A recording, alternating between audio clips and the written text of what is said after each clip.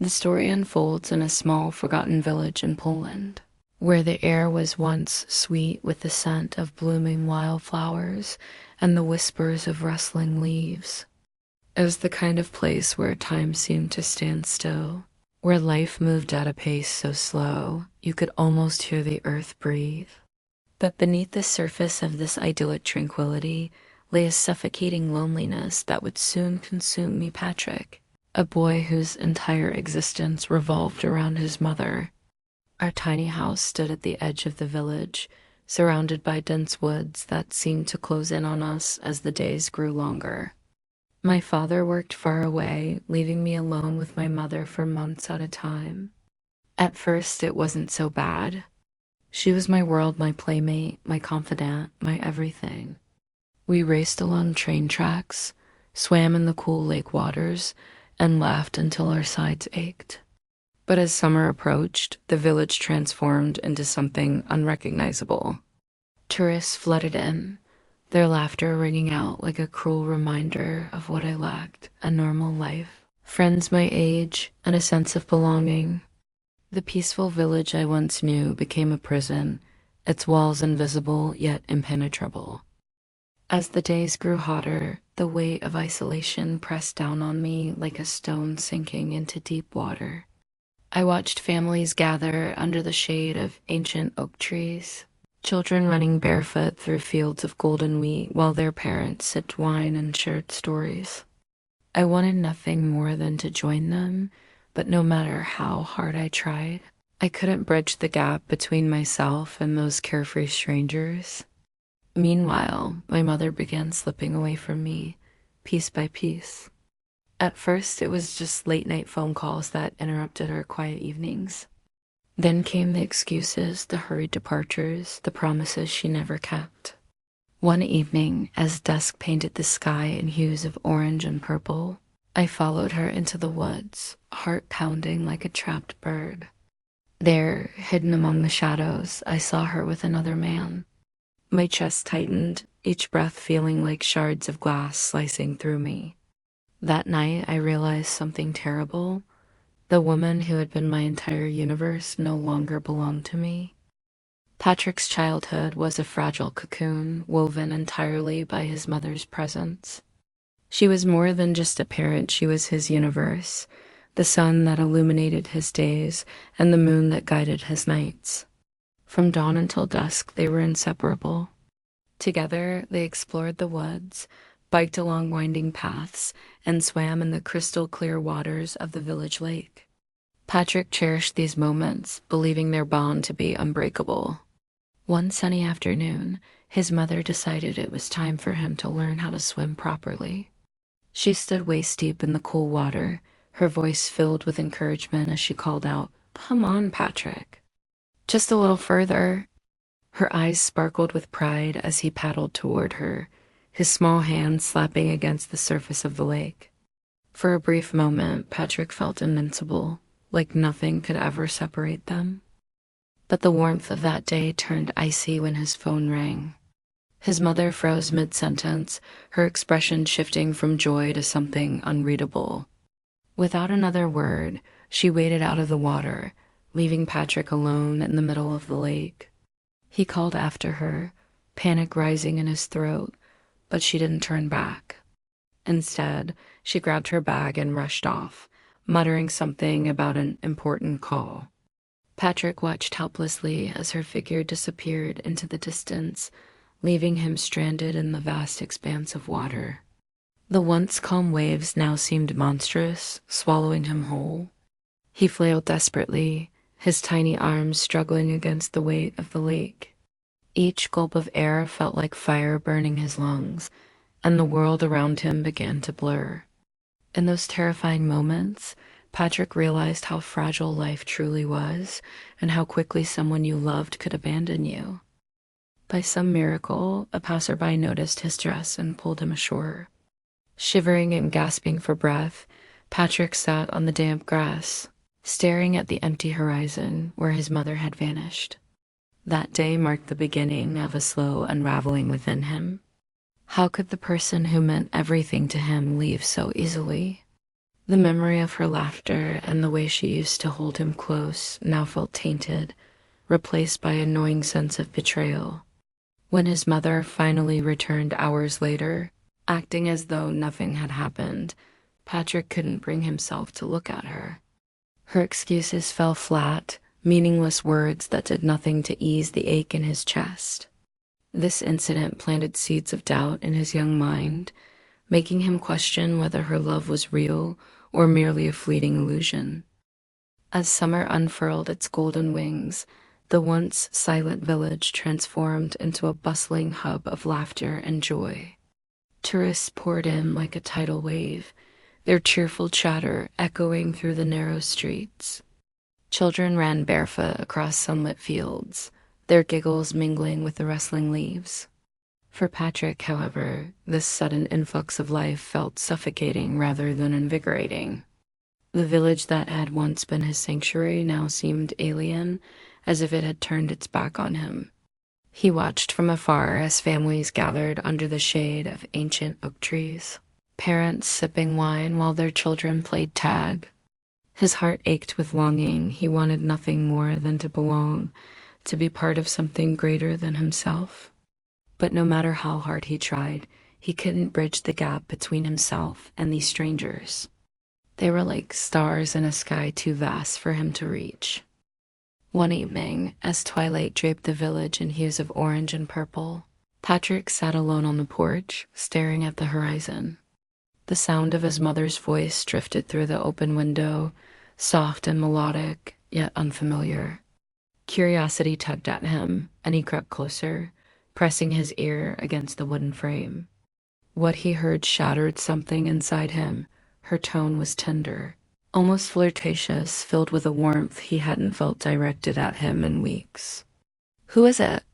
Patrick blurted out, unable to contain his confusion. His mother froze, her expression shifting from surprise to irritation. "It's none of your business," she snapped, her voice sharp enough to cut glass. The words hit Patrick like a slap across the face. Never before had she spoken to him with such coldness. He stumbled backward, his chest tightening as though an invisible hand were squeezing his heart. That night, Patrick lay awake, staring at the cracked ceiling above him. The laughter of tourists outside seeped through the walls, mocking his solitude. He replayed the moment over and over in his mind, the way her eyes had hardened, the way her lips curled into a dismissive frown. It wasn't just anger he felt. It was betrayal. She had always been his anchor, his safe haven, but now she seemed like a stranger, a woman who cared more about someone else than about her own son. The realization gnawed at him, leaving behind a hollow ache. How could she push him away so easily? Was he not enough? These questions swirled in his mind like a storm, each one heavier than the last. That night, Patrick cried silently into his pillow, clutching the stuffed bear his father had given him years ago. For the first time in his life, he felt truly abandoned, as though the ground beneath him had crumbled, leaving him suspended in an endless void. That night, Patrick's world crumbled into pieces. Driven by a mix of curiosity and desperation, he followed his mother as she slipped out of the house under the cover of darkness. His heart pounded like a drum in his chest, each step heavier than the last. The air was thick with tension, and the shadows seemed to stretch endlessly around him. When he finally reached the edge of the forest, he froze. His mother stood there, her arms wrapped tightly around a man whose face was obscured by the dim moonlight. Her laughter echoed through the trees, a sound that once brought him comfort, but now felt like a knife twisting in his gut. And then it happened. She leaned in, her lips meeting his in a kiss that shattered whatever remained of Patrick's fragile trust. He stood there, rooted to the spot, his small frame trembling as tears streamed down his face. Each beat of his heart felt like a hammer striking an anvil, breaking him apart piece by piece. How could she do this? He whispered to himself, his voice barely audible over the rustling leaves. On his way back home, consumed by a whirlwind of emotions, Patrick stumbled upon a sight that mirrored his inner turmoil. Lying on the side of the road was a young deer, its body battered and bleeding. Its wide, frightened eyes locked onto Patrick's, pleading silently for help.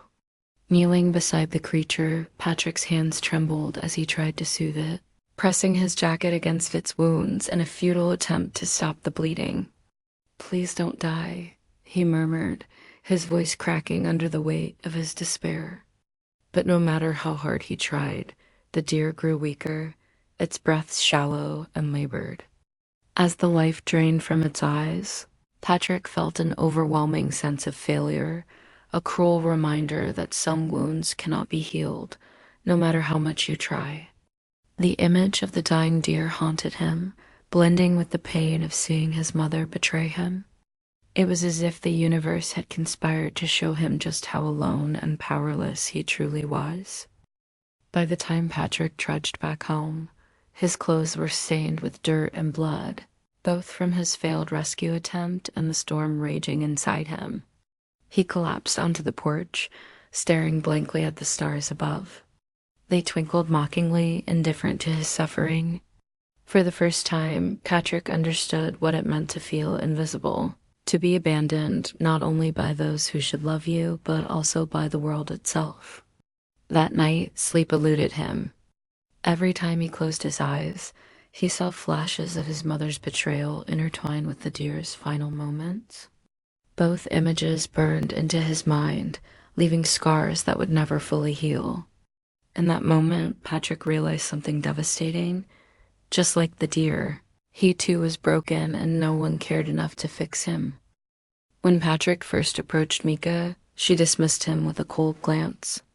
"You're just a kid," she muttered, her tone dripping with indifference. To her, he was too young to understand the complexities of her life, a teenage girl navigating the chaos of her parents, divorce, and the loneliness that followed. Patrick, desperate for companionship, tried again and again, but each time, Mika brushed him off, leaving him feeling even more isolated. His heart ached with rejection, yet something inside him refused to give up. Little did he know, fate would soon intertwine their lives in ways neither of them could have imagined. One fateful evening, as Patrick wandered through the village after another failed attempt to connect with Mika, he stumbled upon a scene that made his blood boil. There she was, sitting on the ground, tears streaming down her face, surrounded by a group of older boys who sneered at her like predators circling their prey. One of them leaned closer, his voice laced with menace. "Stay away from us if you know what's good for you." Patrick's fists clenched involuntarily. Though he knew he stood no chance against these towering figures, something primal surged within him, a mix of anger, protectiveness, and desperation. Without thinking, he lunged at the leader of the group, his small frame colliding with the boy's muscular torso. The impact was laughable. The older boy barely flinched, but Patrick didn't stop. He swung wildly, his blows landing harmlessly, fueled by nothing but raw emotion. The retaliation was swift and brutal. One punch sent Patrick sprawling to the ground, his vision blurring as pain radiated through his body. Another kick landed squarely in his ribs, leaving him gasping for air. Yet, even as he lay there, battered and bruised, he locked eyes with Mika. Her expression shifted from shock to gratitude, tears still streaming down her cheeks. For the first time, she saw him not as a naive child, but as someone willing to risk everything for her. That moment changed everything between them. Later that night, as Patrick limped home, every step sending waves of agony through his battered body, Mika caught up to him. "Why did you do that?" she asked softly, guilt heavy in her voice. Patrick winced but managed a weak smile. "Because no one should treat you like that," he replied, his voice trembling with both pain and determination. Mika's eyes filled with tears once more, but this time they were tears of admiration. From that day forward, she began seeking him out, finding solace in his quiet strength and unwavering loyalty. Their bond deepened, becoming a lifeline for both of them amidst the turmoil of their lives. For Patrick, it was the first time he felt truly seen, truly valued, something his own mother had never given him. One fateful morning, Patrick's fragile world was invaded by a stranger, another woman. Her face streaked with tears, her eyes red and swollen. She stood at their doorstep, trembling as she told him about her husband's betrayal. "He left me because of your mother," she sobbed, her voice cracking under the weight of her despair. "And you didn't even try to stop her." The accusation hit Patrick like a thunderclap, leaving him speechless. He wanted to defend himself, to explain that he was just a child caught in the chaos of adults' broken promises, but no words came out. Instead, guilt settled deep into his chest, heavy and suffocating. He felt small, useless, a mere spectator in a tragedy he couldn't control. That evening, Patrick's father called from afar, his voice warm yet tinged with suspicion. "How is everything at home?" he asked casually, though Patrick could hear the undertone of unease. His mother took the phone, laughing softly as if nothing were amiss. But when she handed it back to Patrick, her expression hardened. "You will not say a word about what's happening here," she hissed, gripping his arm tightly. "Do you understand?" He nodded weakly, but it wasn't enough for her. To ensure his silence, she dragged him into their dimly lit kitchen, where the shadows seemed to stretch endlessly across the walls. There, she pulled out a thin rope, a weapon Patrick had never imagined would be turned against him. "Swear on your life," she demanded, her voice cold and unyielding. "If you tell anyone, I'll make sure you regret it." Her threat hung in the air like a storm cloud, dark and oppressive. When Patrick hesitated, she raised the rope and struck him, not hard enough to leave permanent scars, but enough to burn the lesson into his skin and soul. Each lash stung more than the last, not just physically but emotionally, as if she were punishing him for something beyond his control.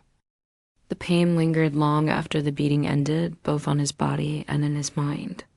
Patrick lay awake that night, staring at the ceiling, replaying the day's events over and over. The image of the weeping woman haunted him, her accusations, her desperation, her shattered family. He couldn't shake the feeling that somehow it was all his fault. If only he had been stronger, smarter, braver, maybe he could have stopped his mother from ruining lives, including his own. Yet deep down, he knew the truth. He was powerless. A child shouldn't have to bear such burdens, yet here he was, shouldering them alone. The weight of secrecy crushed him, making it hard to breathe. Every time he thought about speaking up, the memory of the rope flashed before his eyes, silencing him once again.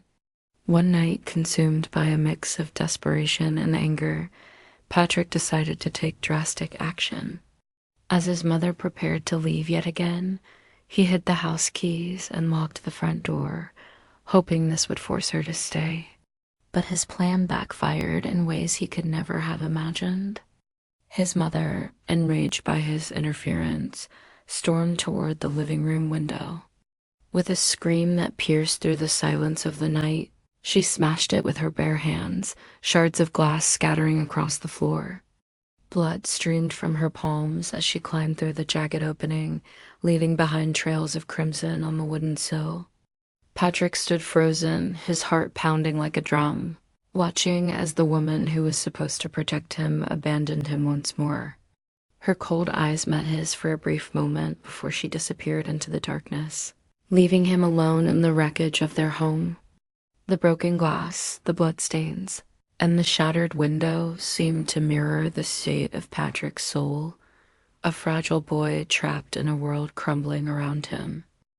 The next day, Patrick's despair deepened when he discovered what had happened to Mika. She had been cornered by the same group of older boys who had harassed her before, but this time they went further. They dragged her into the woods, their laughter echoing cruelly through the trees as they violated her innocence. Patrick arrived too late, his small frame trembling with rage and helplessness as he witnessed the aftermath. He wanted to fight them, to tear them apart with his bare hands, but he knew he was no match for their strength. All he could do was stand there, tears streaming down his face as Mika cried out for help. The look of betrayal in her eyes when she saw him too weak to intervene cut deeper than any physical wound. Afterward, Mika avoided him completely, unable to face the reminder of her humiliation. Each time Patrick tried to approach her, she turned away, her silence speaking volumes. The friendship that had once been his lifeline now felt like another loss he couldn't bear. Patrick returned to the empty house, its broken windows still gaping like an open wound. He sat amidst the chaos, clutching his knees to his chest, feeling as though the entire universe had conspired against him. His mother's betrayal, Mika's suffering, and his own powerlessness weighed heavily on his shoulders. He screamed into the void, his voice cracking under the weight of his emotions, but no one answered. That night, as he lay on the cold floor, staring at the ceiling, Patrick realized something devastating. He was utterly alone.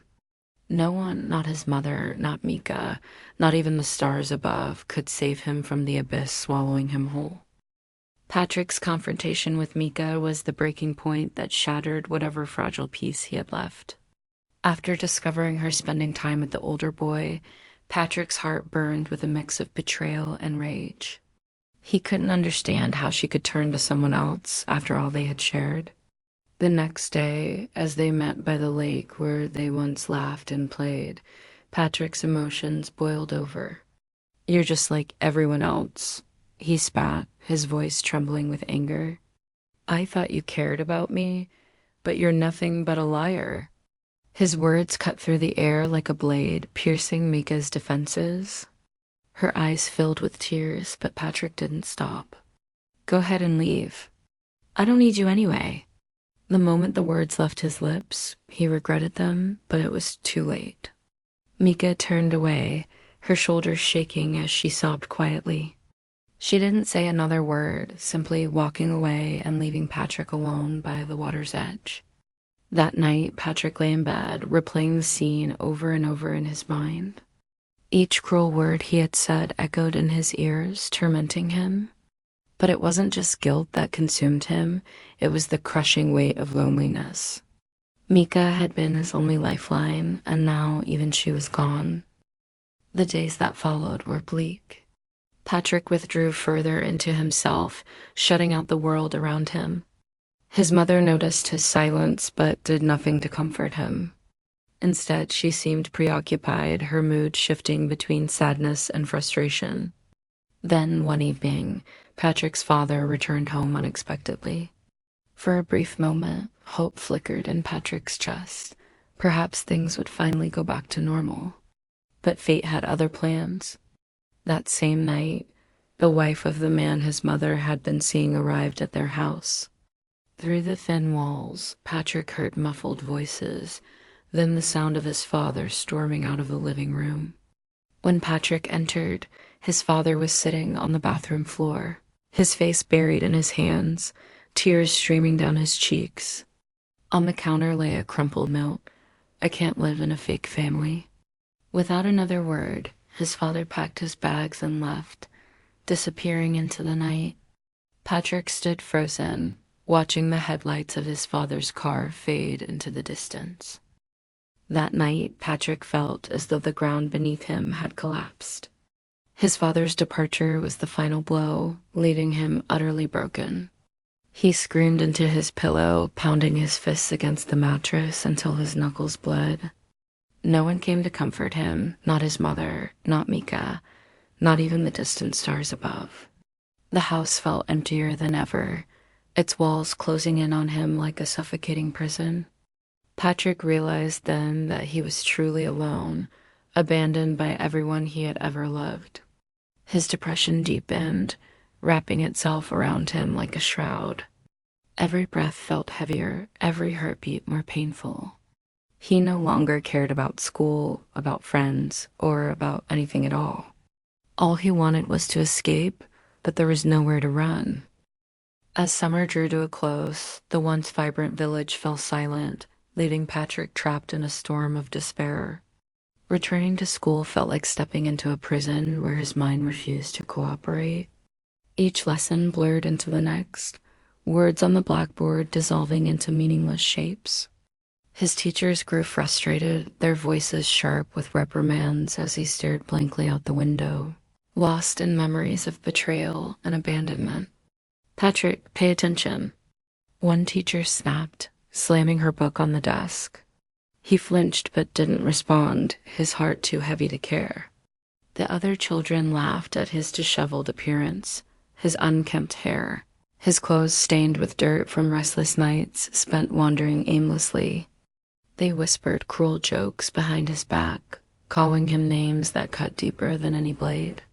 Yet none of it mattered to Patrick anymore. He had already given up. At home, his mother tried to bridge the chasm between them, reaching out hesitantly as though treading on thin ice. One evening, she placed a hand on his shoulder, her touch meant to comfort. But Patrick recoiled instantly, his body stiffening as if burned by fire. Her eyes filled with sorrow, yet he couldn't bring himself to meet her gaze. The bond they once shared, the laughter, the swims, the bike rides had vanished, replaced by an unspoken resentment that hung thick in the air. Every attempt she made only widened the gap further, pushing Patrick deeper into isolation. At night he lay awake, staring at the ceiling, replaying every painful moment, her late-night disappearances, her cold indifference, her broken promises. The sound of her footsteps outside his door was no longer comforting, it was suffocating. One evening, as twilight painted the sky in hues of orange and purple, Patrick wandered to the edge of the forest where he'd first seen the deer. There, under the fading light, he spotted the same young fawn, but this time it stood beside the lifeless body of an old wolf. Its wide, frightened eyes locked onto Patrick's, mirroring the fear and vulnerability he carried within. In that moment, everything clicked into place. Like the fragile deer, he too was weak, hunted relentlessly by forces beyond his control. The wolf symbolized all that had tormented him: his mother's betrayal, Mika's departure, his father's absence. It dawned on him that he would never escape the scars they had left behind. As darkness enveloped the forest, Patrick turned away, tears streaming down his face. For the first time, he truly understood what it meant to be broken, a boy abandoned by everyone who should have loved him, left to navigate a world that seemed intent on destroying him. The story reaches its haunting conclusion by the tranquil lake that once held Patrick's happiest memories. It was here, years ago, that he had laughed with his mother, raced along the shore, and swum under the golden summer sun. Later, it became a sanctuary where he found solace in Mika's friendship, a fleeting moment of light amidst the darkness swallowing his life. But now, standing alone on the desolate shore, Patrick felt nothing but the suffocating weight of abandonment. The water before him no longer sparkled. Instead, it lay still, reflecting the endless void within him. Shadows danced across its surface as if mocking his solitude, and the air carried a chill that seeped into his bones. Above him, the sky transformed into an ominous canvas of black clouds, their edges tinged with faint streaks of crimson like fresh wounds bleeding into the night. A fierce wind howled through the trees, bending branches and scattering leaves like nature itself was grieving for the boy who had lost everything. Each gust seemed to echo the cries of those who should have loved him, his mother, whose selfishness shattered his world, Mika, whose presence had briefly softened his pain but ultimately left him more broken, and his father, whose absence sealed the coffin of any hope. Patrick wrapped his arms around himself, not just against the cold, but also against the storm raging inside him. His mind replayed fragments of memories, his mother laughing carelessly while leaving him behind, Mika turning away after her betrayal, and his father driving off into the night without looking back. Every image burned into his soul, leaving scars that would never heal. As tears streamed down his face, Patrick realized how cruelly fate had played its hand. He had been a pawn in a game orchestrated by adults, powerless to stop the destruction they wrought. The lake, once a symbol of joy, now mirrored his despair, a vast expanse of emptiness stretching beyond what his eyes could see. In that moment, Patrick felt invisible, erased from the lives of those who mattered most. Even the stars refused to shine tonight, cloaked behind thick clouds, as though unwilling to bear witness to his suffering. He knelt by the water's edge, staring at his reflection rippling in the gentle waves. For a brief second, he thought he saw the young deer again, the one he'd encountered during his darkest days. But this time, it vanished almost instantly, leaving him utterly alone. Clutching his chest, Patrick let out a guttural scream, raw and primal, as if trying to expel the anguish consuming him. But the sound was swallowed by the wind, unanswered by anyone or anything. As dawn approached, Patrick remained rooted to the spot, unable to move forward or backward. His life stretched ahead like the darkened horizon, bleak, unyielding, and devoid of hope.